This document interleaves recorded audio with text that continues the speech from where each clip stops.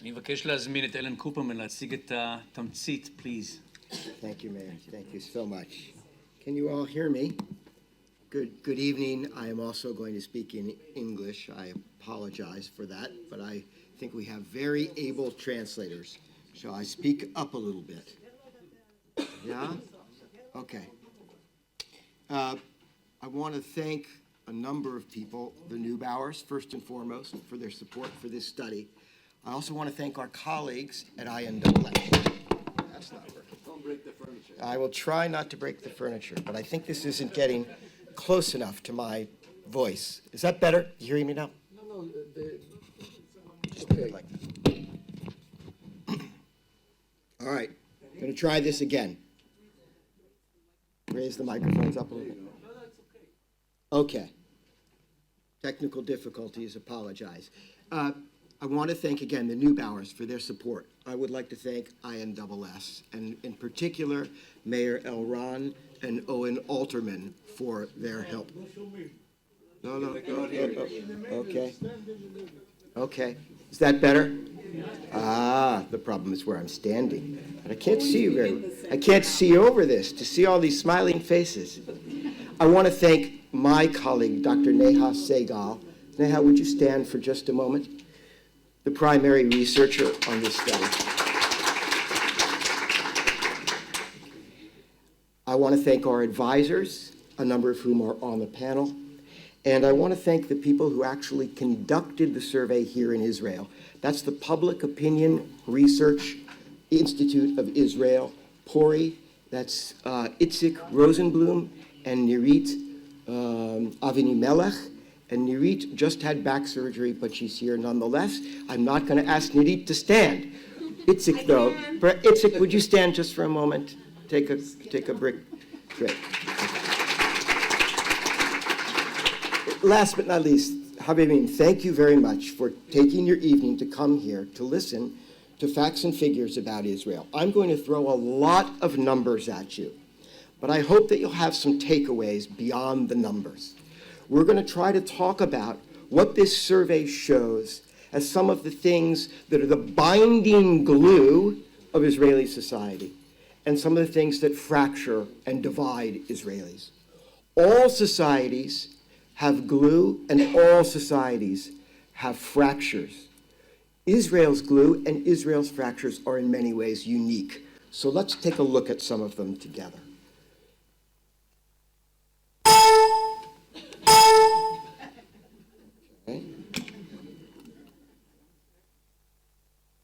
Still more. Okay, perfect. Now, these is small for you in the back, so I will read out a little bit. Just a little bit about the survey. The survey was in the field for more than 6 months, all across Israel. The interviews were done face-to-face. They were long interviews. They averaged 40 minutes a person. They were done in Hebrew, in Arabic, and in Russian by fluent speakers. In order to be able to analyze the views of some of the smaller groups in Israeli society, we had oversamples, that is, additional interviews with Arab Christians, with Druze, with Haredim, with Jews who live in Judea and Samaria, the West Bank, and with Arabs in East Jerusalem. Statistically, these groups are then adjusted in the final results so that they are represented in proportion to their actual share of the Israeli population. They are not overrepresented in the results. Now, what do we find? Some things are obvious to you, and you know this. Roughly speaking, 8 in 10 Israelis are Jews. The other 20% of Israelis are mostly Arabs, and they identify religiously with 3 primary groups. Muslims are the largest. About 14% of Israel's population is Muslim today. Christian, about 2%, and Druze, about 2%. The Jewish population, we also need to disaggregate. We asked Israeli Jews which of 4 groups they self-identify with: Haredi, Dati, Masoti, or Hiloni. I don't think I need to tell people in this room a whole lot about these groups, but for many readers and people around the world trying to understand Israel, the existence of these groups, their characteristics, their views, will be something new. I hope it's something they will gain from this survey. Let's talk about some of the binding glue of Israeli society. 70 years after the founding of the state, the vast majority of Israelis, of Israeli Jews, strongly still believe in Israel as a homeland for the Jewish people and believe that Jews all around the world should have the right to make aliyah. Now, if that seems like an obvious thing for you, okay, alavai, that's good, it's obvious. 98% or more of Israelis across all walks of life, young and old, immigrant and native-born, female and male, Haredi, Dati, Masorti, and Hiloni agree with this statement. It's an important, even though it may be obvious, piece of glue. Another piece of glue, the vast majority of Israeli Jews believe that a Jewish state is necessary for the long-term survival of the Jewish people. And the vast majority of Israeli Jews across all walks of life and all categories believe that Israel can be, at one and the same time, both a Jewish state and a democracy. Now, there are also fractures in Israeli society. You noted in that last slide that 58% of Haredim say Israel can be both a Jewish state and a democracy. The most skepticism on this point is not coming from the non-religious population or the political left. It's actually coming from the most religious segment of the population. Why? We tried to get at this with a follow-up question. The follow-up question was, if there is a contradiction between halakha and democratic principles, which should be given preference? And what we see is that Haredim in Israel strongly believe that if democracy and halakha are in conflict, halakha should take precedence in a Jewish state. To many Haredim, that is probably what a Jewish state means. On the other hand, Hilonim, by equally large percentages, take exactly the opposite position. That if there is a hypothetical contradiction between halakha and democratic principles, that democratic principles should take precedence. Now, is this just a theoretical question? I don't think so. In Israeli politics today, there are any number of questions, and we asked many of them in this survey, but I'm going to show just a couple, in which the views of Haredim and Hilonim in particular are at opposite ends of the spectrum, and by what, from a pollster's point of view, are gigantic margins. So on the question of should public transportation operate throughout the country on Shabbat or not, 96% of Haredim say no. Transportation should be shut down throughout the country on Shabbat. And 94% of Hilonim say yes, public transportation should continue to operate on Shabbat across the country. On the question of whether non-Orthodox rabbis should be able to conduct marriages in Israel, 96% of Haredim oppose this. 65%, two-thirds roughly, of Hilonim are in favor. There are many other questions like this in the survey. My real point is that the theoretical issue of democracy or democratic principles and halakha translates in practical Israeli politics into strongly divergent positions on a range of what I would call politico-religious issues. Now, what about Jews and Arabs? On the question of whether Israel can be both a Jewish state and a democracy, as we saw, Jews overwhelmingly say yes. Arabs who live in Israel overwhelmingly say no. And this is true. This includes majorities of all of the major religious subgroups, Muslims, Christians, and Druze. By the way, as we say in our report, this is not necessarily an indicator that Muslims, Christians, and Druze are complete secularists in their views. On the contrary, when we ask, should the Bible be the official law of the land for Christians in Israel, a majority of Christians say yes. When we ask if Sharia should be the law of the land for Muslims in Israel, a majority of Muslims say yes. So it isn't necessarily opposition to Jewish law. There is, in fact, a fair acceptance of the notion of religious law in politics. I misstated that. It isn't necessarily opposition to secularism. It is, in fact, we see some degree of belief across the board in Israel in the role of religion in politics. Now, on the peace process, on a broad question, not a question about any specific proposal for a two-state solution, but a question that asks, can a way be found for Israel and an independent Palestinian state to coexist peacefully? On this question, less than half of Jews in Israel today say yes. Less than half. And the share of Israeli Arabs who think that a way can be found for Israel and an independent Palestinian state to coexist peacefully has been slipping rather rapidly in recent years with the breakdown of the peace process, the war in Gaza, etc. It has dropped from 3/4 as recently as 2013 to 50% in this most recent poll. Part of the reason for this, I think, is that both Jews and Arabs in Israel are skeptical about the sincerity of leaders. They're particularly skeptical about the sincerity of leaders of what one might think of to some extent as in the other camp. So Jews in Israel, nearly 9 in 10, say they do not think the Palestinian leadership is sincerely trying to reach peace.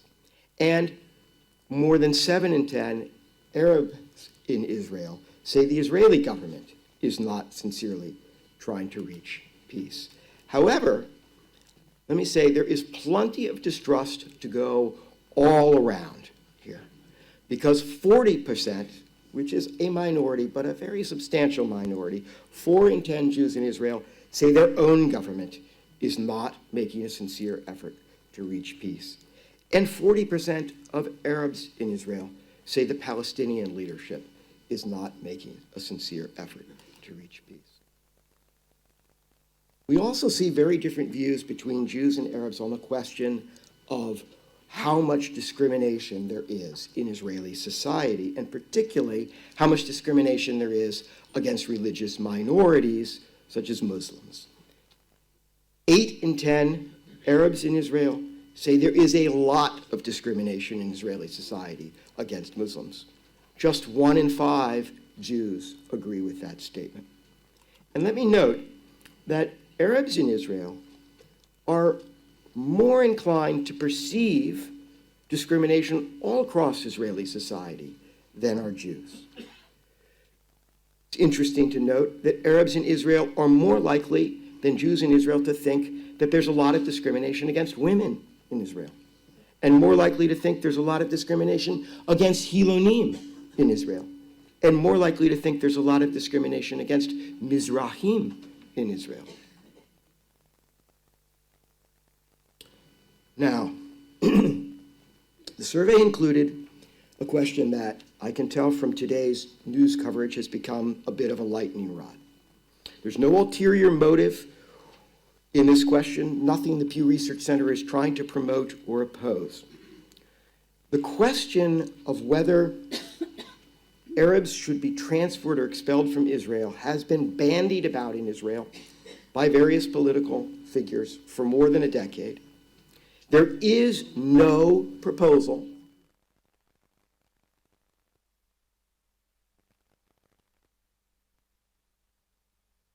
plan or proposal to the best of my knowledge. If anyone in the room knows of such a plan, raise your hand.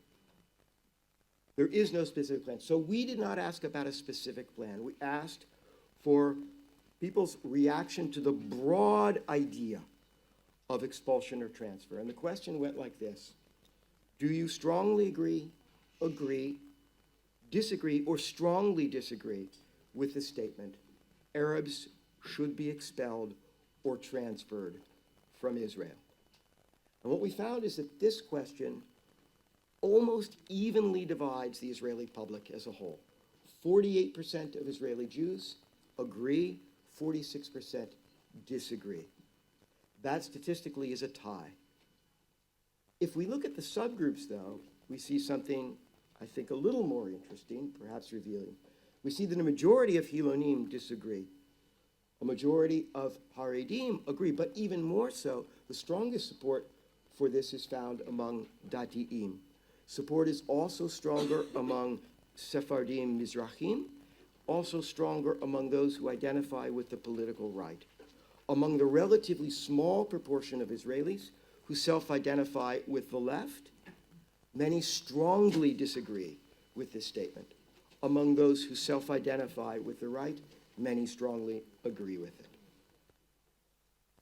I leave the interpretation of this and what it means to you, intelligent, thinking people. Simply give you the question wording and the results. I have no other axe to grind on this question, contrary to what anyone might have suggested in the press today. Social divisions. There are also social divisions in Israeli society. The political and religious divisions that we have talked about are not limited to politics. We can see this particularly in what sociologists call friendship circles. We asked the 5,600 people in our survey whether all or most or some or hardly any of their friends belong to various other categories of residents of Israel. And what we find is that 98% of Jews in Israel say that all or most of their friends are Jews. And among Arabs, we also see this kind of self-isolation, if you will, by religious group. 85% of Muslims in Israel say that all or most of their friends are Muslims. 86% of Christians say that all or most of their friends are Christians, and 83% of Druze say that all or most of their friends are Druze. Now, if we look at this among subgroups of Jews, similarly, we see, particularly among what you might think of as the poles on the Israeli religious spectrum, the most religiously observant group and the least religiously observant group, also very socially separate. 9 in 10 Haredim say all or most of their friends are Haredi. 9 in 10 Hilonim say all or most of their friends are Hiloni. Now, Datiim and Masortim have more friends who are from the other subgroups of Israelis. This also translates to intermarriage. Now, we can see factually that very few Israelis tell us that they are married to someone of a different religion, and most Israeli Jews are married to someone from their same religious subgroup. But we also ask the question to try to gauge attitudes toward intermarriage. How comfortable would you be if a child of yours were someday to marry a person who is X? When we see, for example, among Haredim, on the left side of this chart, is that nearly unanimously they say they would be either not too comfortable or not at all comfortable if a child of theirs were someday to marry a Muslim, a Christian, or a Hiloni Jew. Now, somehow in this slide, the labels were lost, but the 95%, under that 95%, is Hiloni Jew. The right 98% is Christian, 99% is Muslim. On the other side of the equation, among Hilonim, similarly, the vast majority say they would be not too or not at all comfortable if their child married a Christian or a Muslim. But I want you to notice something more. See that 80% bar? That's how Hilonim feel about a child of theirs someday, hypothetically, marrying a Christian. 8 in 10 say they would be not too or not at all comfortable with it. Even more, 93% of Hilonim would be uncomfortable with their child someday marrying a Haredi Jew. Hilonim express more discomfort with the prospect of a child marrying a Haredi Jew than they do with the prospect of a child marrying a Christian. Now, One of the things that we can do in this survey that previous surveys of religion in Israel have not been able to do is to look at religious switching, sometimes called conversion. I prefer a more neutral term, switching. And we can see that in Israel, there is very little religious switching. I live in a country in which more than 40% of adults have a religion different than the one in which they were raised. America is a country in which there is a vast amount of religious switching. Israel is a polar opposite. Virtually everybody in Israel who was raised as Jewish tells us they are still Jewish. Virtually everybody in Israel who tells us they were raised as a Muslim is still a Muslim.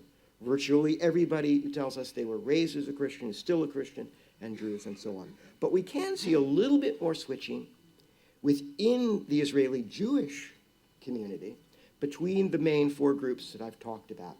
This chart's a little bit complicated, but let me try to walk you through it. I think it's fascinating. 8% of Israeli Jews were raised as Haredi. 1%, a little less, actually less than 1% of Israeli Jews were raised as Haredi and are no longer Haredi. And about 2% of Israeli Jews were not raised as Haredi and have become Haredi. Rounding to the nearest integer, 9% of Israeli Jews identify as Haredi today. Now let's look at Hilonim down at the bottom. 46% of Israeli Jews were raised as Hiloni. 4% of Israeli Jews were raised as Hiloni and are something else today. 8% of Israeli Jews were not raised as Hiloni and have become Hiloni today. For a net change, rounded to the nearest integer, that today 49% of Israeli Jews identify as Hiloni. You can see that Hilonim have a net gain from religious switching. Who is losing from religious switching within these categories? Let's look at Dati. 19% of Israeli Jews tell us that they were raised as Dati'im. 9% of all Israeli Jews have left, were raised as Dati and are no longer Dati. 2% were raised as something other than a Dati and have become Dati, with the result that today 13% of Israelis are Dati. My Israeli friends tell me there's a term for this. You all probably know it. You've heard, Datlash. Right? This is Datlash. This is what you're seeing. The difference between 9% and 2%, the difference between 19% and 13%, this is Datlash. This is people raised Dati who are no longer Dati. Where are they going? Many of them are becoming Masorti. You can see 28% of Israeli Jews were raised as Masortim. 9% of Israeli Jews have left. 10% have come in. Masortim look very stable on the surface, but actually there's a lot of churn. People coming in and people leaving. And to understand religious switching, you have to look at people coming in and leaving. You have to look at both sides of the equation. Let's talk about a few religious trends over time that we can see. Not all of this is from Pew data, but I think it's important to the broader context. First of all, from the Israeli census, we can see that over the long term, the share of Israelis who are Muslim has been rising. In the first Israeli census in 1949, 9% of Israelis were Muslim. As of 2014, by the census projections, 18% are Muslim. Additionally, we can see from the Israeli Social Survey that the share of Israelis who identify as Haredim is rising.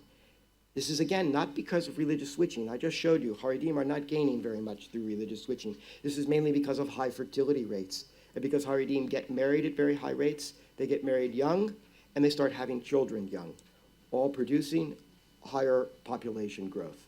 Professor Sergio Della Pergola can explain to you the demographics of it, but it's pretty simple, and you can see the figures here.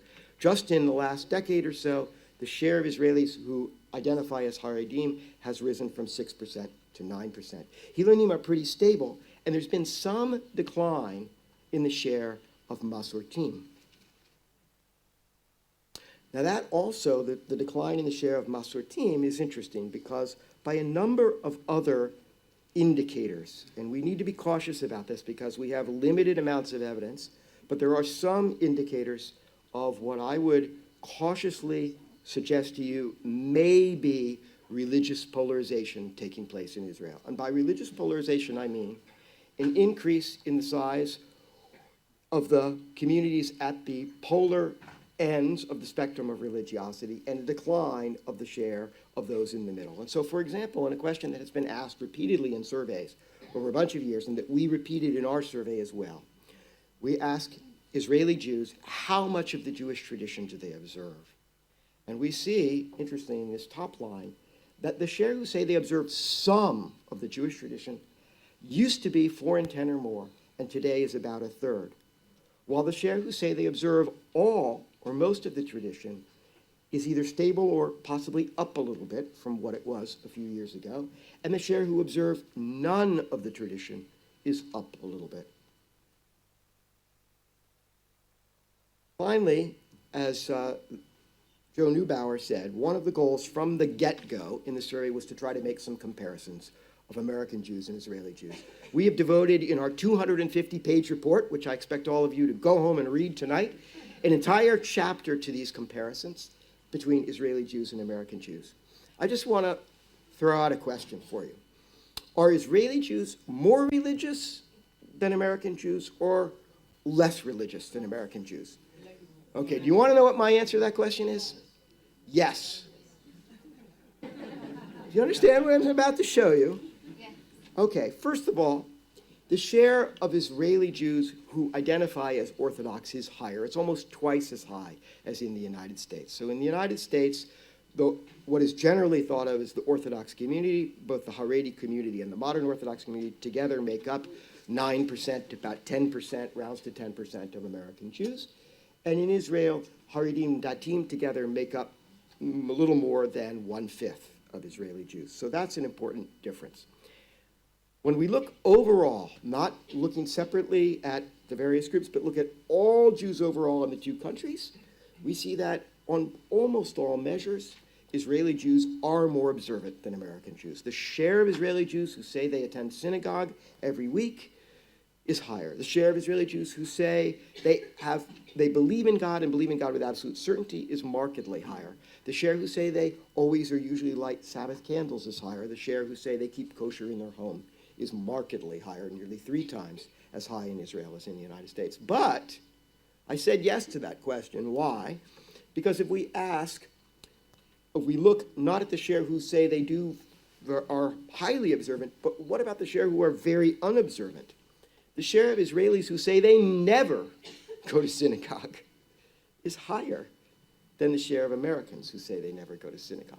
Because in the United States, we have a lot of Jews, very familiar situation in American Jewish life, who go to synagogue a few times a year for the high holidays and a few other things. And many of them are actually synagogue members. They're just not frequent attenders. And their levels of religious observance are somewhere medium or middling. And in Israel, from a statistical point of view, we'd say the Israeli Jewish population is more bimodal, high and low, and fewer in the middle, compared with the American population, which has many Jews in the middle and fewer somewhat at each end. Though in the United States, as in Israel, there are some indications of what one might think of as religious polarization. This was also one of the big potential findings of our survey in the United States. We have on the panel tonight Professor Stephen Cohen, who's written a great deal about this. I imagine he'll say more. I'm very much looking forward to our panel of experts who were extremely helpful in devising these questions and understanding them. I also want to thank, and not forget to thank, the 5,600 Israelis of all walks of life, all across the country, who gave their time to answer these questions, and who, by all accounts, and Itzik and Nirit can attest to this, were very interested in the survey, and I think many of them enjoyed and wanted to be heard. They wanted their views to be heard, so let us hear them. Thank you very much.